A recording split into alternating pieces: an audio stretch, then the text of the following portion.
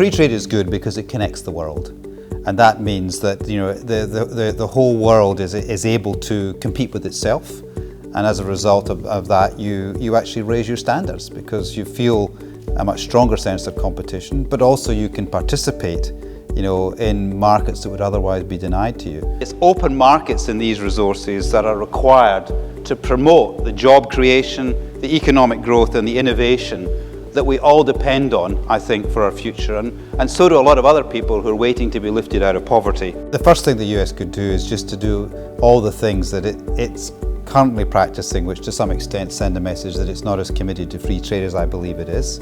I mean, I personally believe that the oil export ban is a bit of an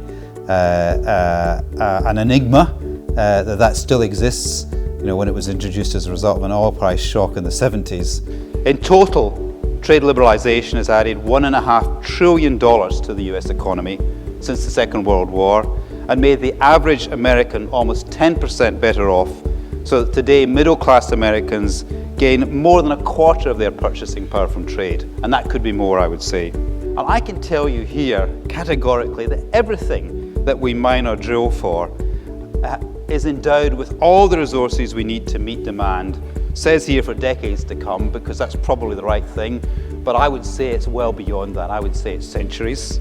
I think the difference between being a scientist and an industrialist is that scientists can often take a much longer time to make up their minds.